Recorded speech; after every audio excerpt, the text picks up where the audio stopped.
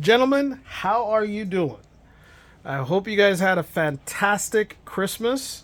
It's actually Boxing Day right now, and I finally was able to find some time to actually work on the F-18 yellow aircraft.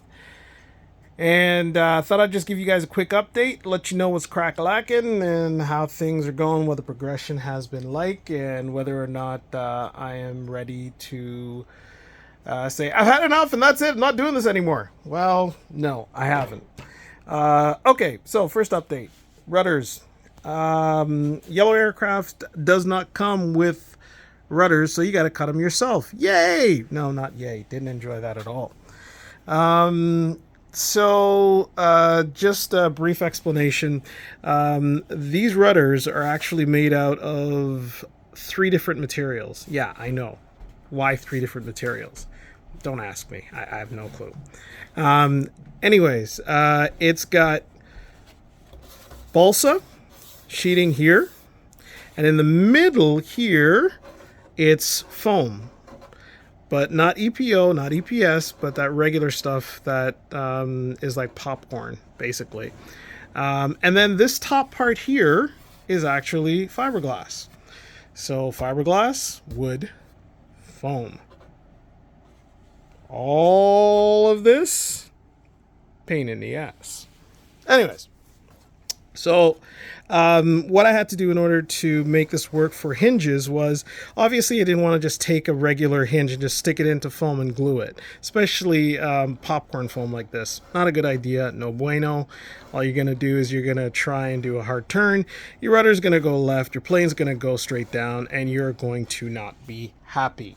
So I cladded this with some hardwood, used 2-part epoxy, foam safe epoxy. Do not use CA, it will eat the foam that's in there, and again, not happy days for you.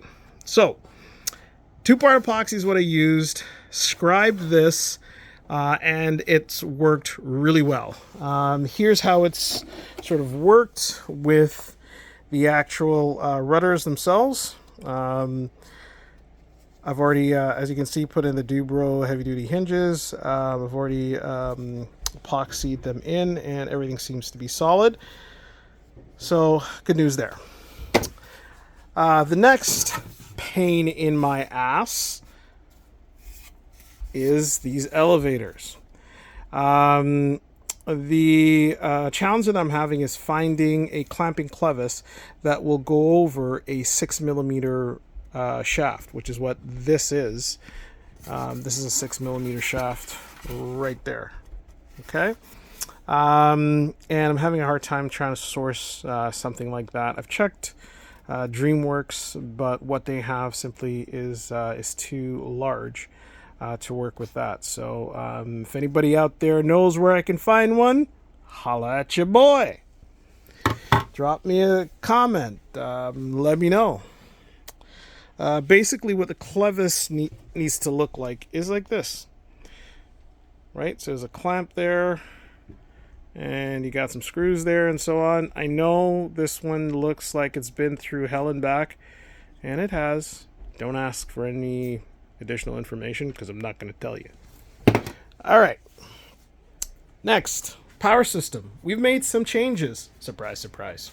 So originally what we were going to do is this. Let me just grab this big bad boy here. This is a Jetfan Eco 120 pushing a HET 590 kV 12 and 14S capable setup. The diameter of this is smaller than the diameter of this, right? So this diameter is bigger than this diameter here. So the problem that presents is that I would have to scribe this down somehow in order to make it fit. And I thought, now, if I could get the original EDF that this was actually designed for, which was a Dynamax 127mm fan, which was an absolutely amazing fan, but it was designed for a nitro motor. Clearly, I ain't doing that. So there is a kit that you can get that converts the Dynamax 127mm fan to an electric fan. Well, that's exactly what I'm going to do. In terms of the motor that I'm going to put in there, I don't know. It might be a 590. It might be, you know, a triple S motor. It might be a 10 shocks motor. It'll be 12S at the very least, 14S possible, and I might even go 16. And these wings might just fold up. I don't know. But if you guys know me, I just got to try. So I don't know. It might be 16, it might be 14, might be 15, might be 13. I don't know. We'll see.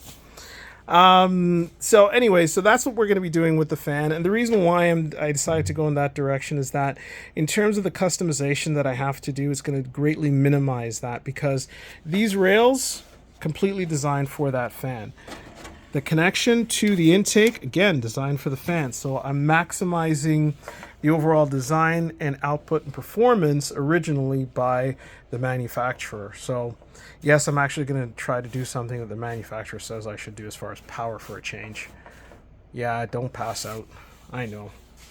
I just had to try it. What can I tell you? Okay, next. This belongs here. So originally there was only this hatch here, okay? And trying to put, you know, let's say a 12S or 14S or whatever setup in here through this little space would have been hell on wheels, let alone trying to, you know, secure batteries down with battery straps. This just was not going to work. So what I had to do is just cut an additional opening here.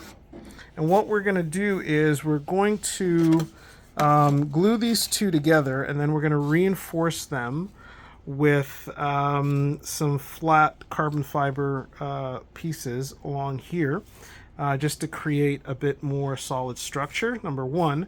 Number two, in order to maintain this curved structure that you see here, if you don't encourage it, if you will, it might just want to stick out, okay? Somewhat similar to this, okay?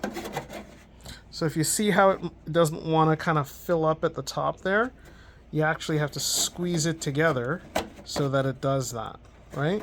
So pressure needs to be put from either sides. So the only way to really do that is you either screw it in like how they did here. Obviously, I'm not going to do that because I'm not doing that every single time I'm trying to open this thing.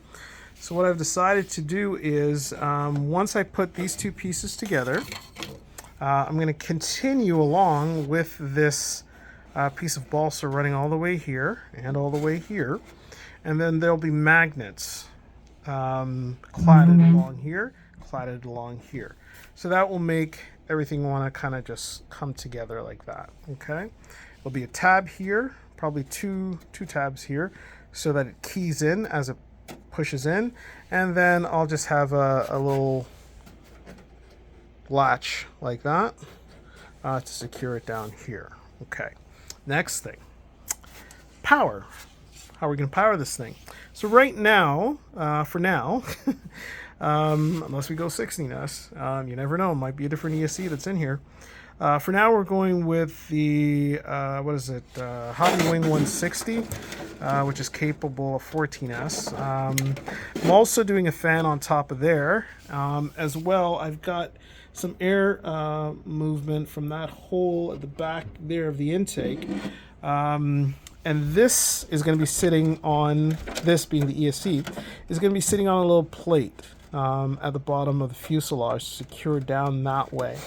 There'll be the battery floor that I'm going to customize over here, but we'll have some holes in the battery floor just to promote some airflow.